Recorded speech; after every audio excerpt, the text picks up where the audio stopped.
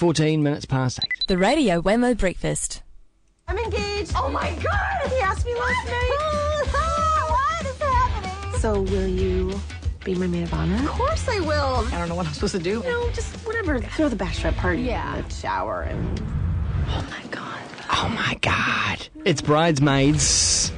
And you've just heard a little bit of the trailer there. Lena Lamont has braved the cinema, probably with lots of screaming young girls, I don't know. Actually, it was an audience of more mature young women, I have to say. Okay. But definitely it was a female audience for... I have to be really careful. Am I going to go with my mate to see Bridesmaids? But you might go with your girlfriend. That's what I've been thinking. I don't think there'll be packs of boys going along to see this in their wolf pack. But I wouldn't put off chaps in the audience going along with their birds. Okay. You know what I mean? Right, only because they have to. Well, no, they don't have to. Okay, let's discuss. Bridesmaids.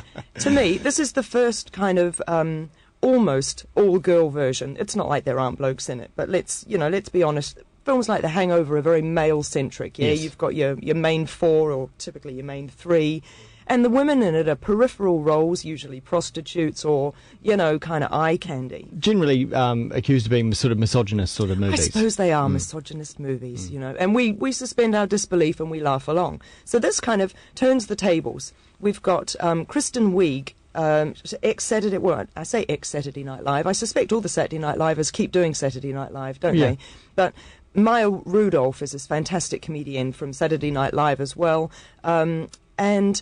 So they form, and Rose Byrne as well, they all form the core cast of a movie that's mainly about chicks.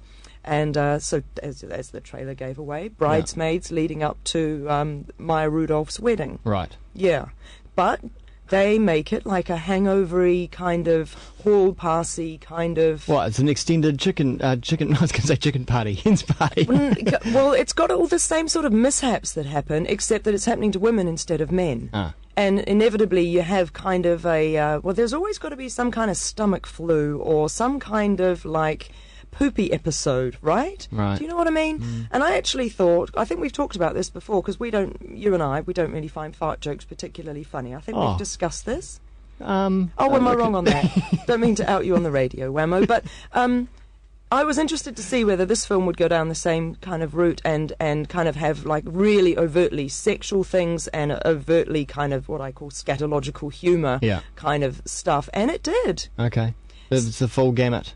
I think it goes. Was it the Kiwi female comedian type territory? Are you trying to say the girls aren't funny? Yep, basically. No, I wouldn't say that. That's true at all. They're very funny, I have to say. The thing about this film is Kristen Wiig, who is fantastic. Did you see Paul, the film that was out recently with the alien? Oh, no, with the alien, no, I haven't seen that yet. Okay, she was the best thing in that film. She's terrific, and she co-wrote this film. So there are scenes in it that are side-splittingly, literally laugh out loud funny. Yeah. It just seems to be a lot in the film that then maybe goes on a little bit too long. So I mean, too much filler.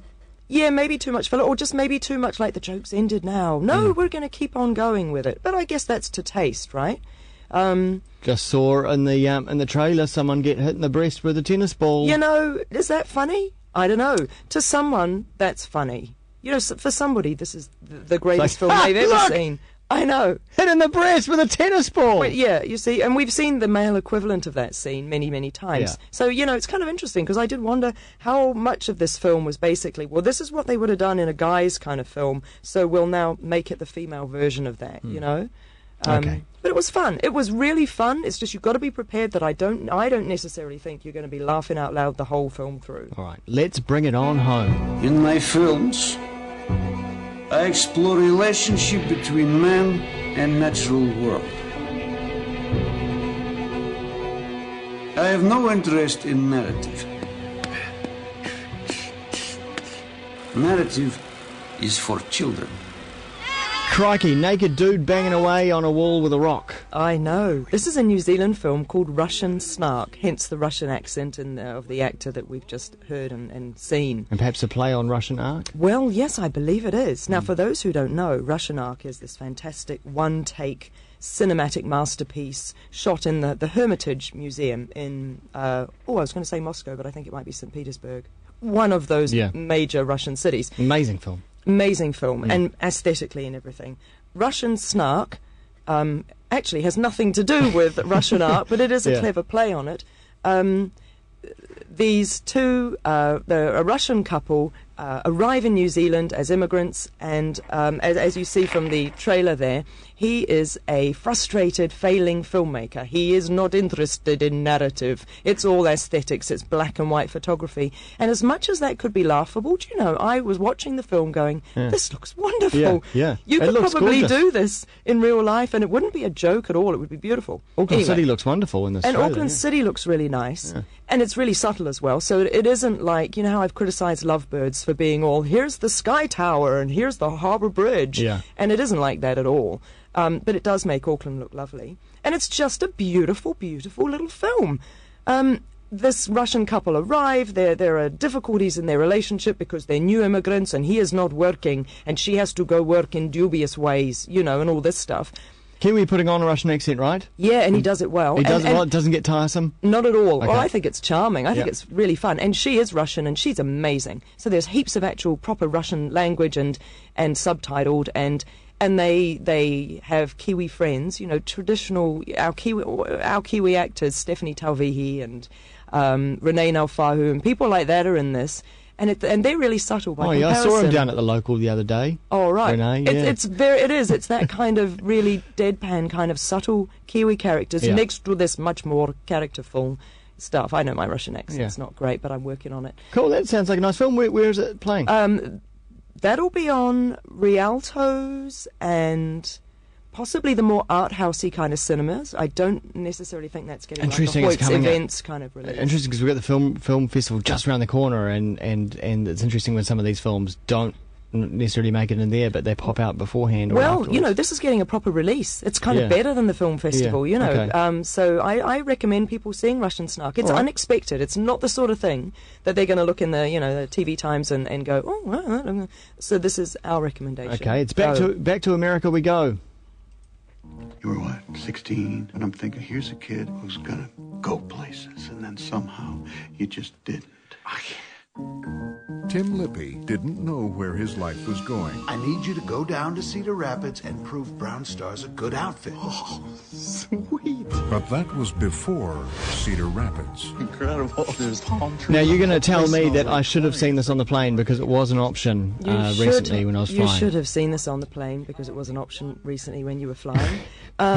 Cedar Rapids is the most wonderful film. This, I really, I'm so sorry to be slamming The Hangovers because I enjoyed both of the Hangover films.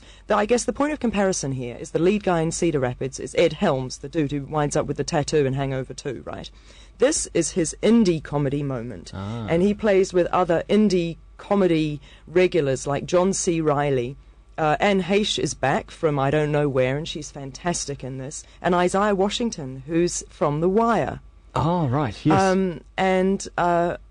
It's just a fabulous, low-key kind of... It is so laugh-out-loud funny without even trying. Like even that tiny clip that we saw just then where his boss is saying to him, I've watched you growing up, Tim, you know, and I thought, here's a guy who's going to go somewhere, and you never did. But it's not...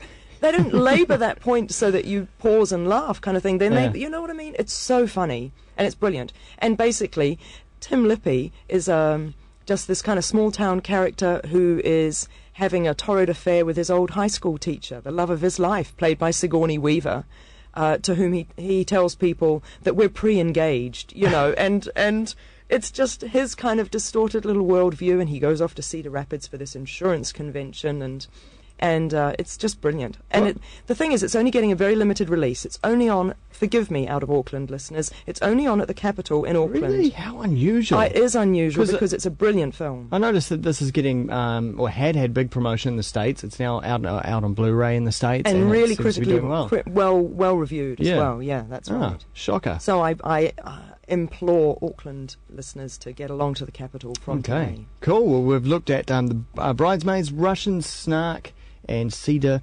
Rapids today here on the show. What a full morning it's been. Yeah. You can go and check out some more reviews in the Sunday Star Times and, of course, over on the website as well, lenalamont.wordpress.com. We'll see you next time. Thank you.